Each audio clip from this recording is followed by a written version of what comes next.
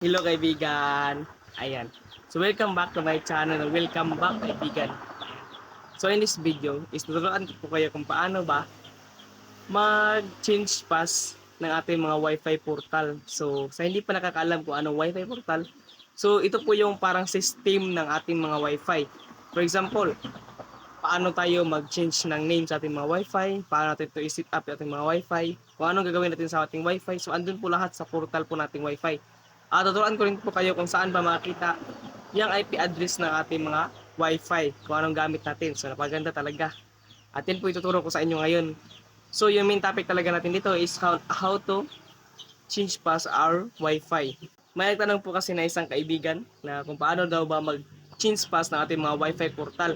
So, by the way kaibigan, kung gusto niyo po malaman kung paano ba mag-change pass ng ating mga Wi-Fi password, so for example, gusto natin to i-change yung ating Wi-Fi password.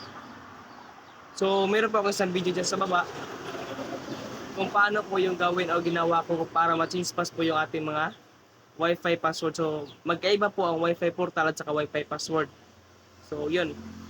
So, ito po, tuturuan ko po kayo kung paano ba mag-change pass ng ating mga Wi-Fi portal. So, ito na po, napakadali lang talaga. Ayan, so dito kaibigan, so punta muna tayo sa ating mga Wi-Fi. Ayan, so ito po ang aking Wi-Fi is B315.428 dito. Ayan. So ito po yung aking Wi-Fi router name. So dito po, ayan, so connect lang po muna tayo bago tayo mag-change pass, di ba? So hanapin po natin dito yung ating IP address. Yung gateway address pala. So dito, ito po yung gateway address. Yan, so sa inyo hindi niyo pa alam kung anong gateway address, so ito po yung parang portal po ng Wi-Fi. So input lang po natin to sa ating mga Chrome or Google. Ayan. So pili lang po kayo, basta Google po makapag-search po tayo. Kahit ano pong browser. So dito po, search lang po natin yung number na yon. So 192.168.8.1. So ito po yung aking Wi-Fi portal. Ayan, so ito na po siya kaibigan. So ito na po yung aking Wi-Fi. Ayan. So as you can see kaibigan, nakita niyo po. So marami na po siya dito. Ayan. Baka magtaka kayo kaibigan kung bakit updated po itong sa akin dahil open line na po ito kaibigan. So pwede ko na po itong magamitan ng Globe, TM, Gumo, SIM card or kahit anong SIM card kaibigan dahil open line na po ito. Ayan. So at baka nagtaka kayo, Globe po kasi yung aking router. So Globe po siya. Ayan. Pero yung ginamit ko pong SIM is Smart. So ganyan kaibigan, ganyan po ang open line. Pwede niyo po siya gamitan ng ibang SIM. Ayan, so dito back to main topic na po tayo. So dito po, para po mag-change pass, ay pumunta po tayo dito sa setting. Ayan, yung setting po. Tap po natin yung setting. Dito po is login muna tayo ng ating mga Wi-Fi router.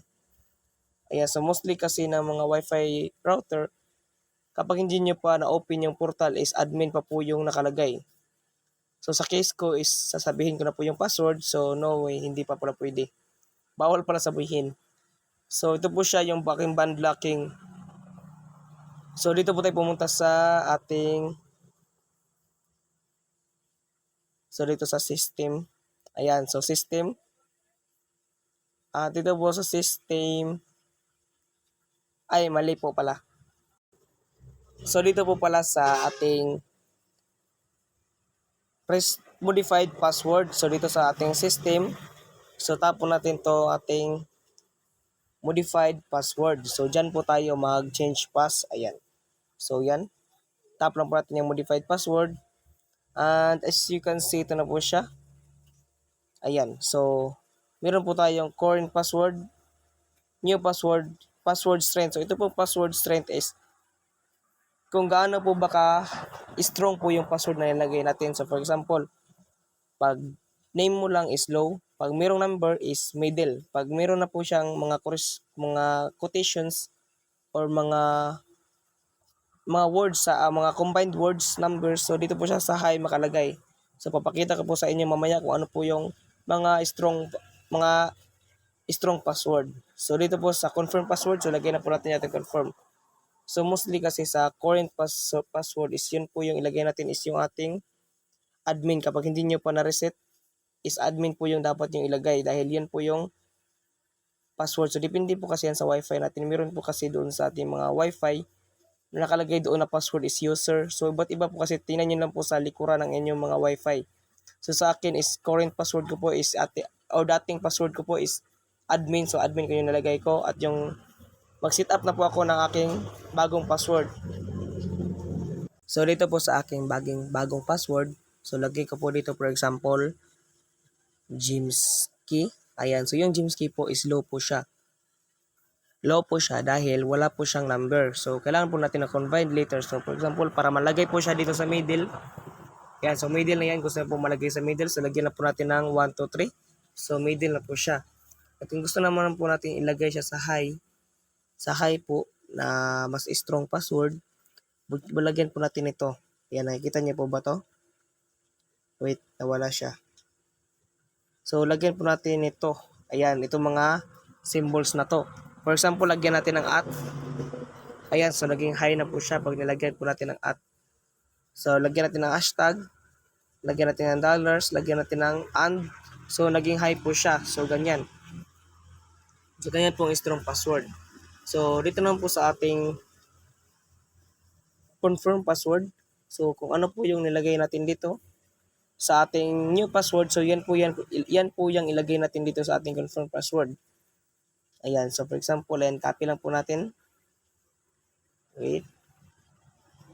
Hindi siya makopy. Wait lang, ayan. So copy lang po natin yan. Ayaw na yung makopy. So dito, lagyan lang po natin to dito. Yan, James key. Wait. James key 1, 2, 3 at and. So yan po yung password po natin. So kinapi lang po natin. Ayan. So para po ma-save na natin, so dito po natin siya i-save sa apply now. Tap lang po natin itong apply now. So dito, nasa inyo na po kung i-check nyo po yan or hindi. So reminders lang naman po yan. If maglalagin kayo, automatic na po siyang magre-recommend. Kapag hindi nyo po gusto, so i-uncheck nyo lang po kung hindi nyo gusto. Ayan, so dito, tap na po natin itong apply. So dito, password contains letters. So meron po akong maling nilagay. So natap ko na po siya, is-success na po yung nakalagay. So yung binago ko lang pala doon is, binago ko po yung aking name doon. So yun, na-change pass ko na po siya. So dito po, so ganyan lang kaibigan mag-change pass ng ating mga wifi. Ganoon lang kadali at kung nakatulong to sa inyong video na to kaibigan, I don't forget to like and subscribe para maraman ko po kung sino po yung mga natulungan ko dito sa video natin ngayon. And thank you po talaga kaibigan. So ganoon lang mag-change pass ng ating mga wifi. Ayan, so thank you po. So this is the end of our video. Ayan, kung adito ka pa rin hanggang ngayon mga kaibigan, ay alam ko nagustuhan mo itong video, kaya I hope nakatulong to sa inyo mga kaibigan. Ayan, sa little video natin yung tutorial at ngayon. Ay kung nagustuhan nyo ito mga kaibigan at nakatulong to sa inyo, ay tulungan nyo rin ako mga kaibigan. Kaya please subscribe and like my YouTube channel. Ayan, so para lahat tayo ay lumago. Ayan, so thank you. Enjoy and God bless.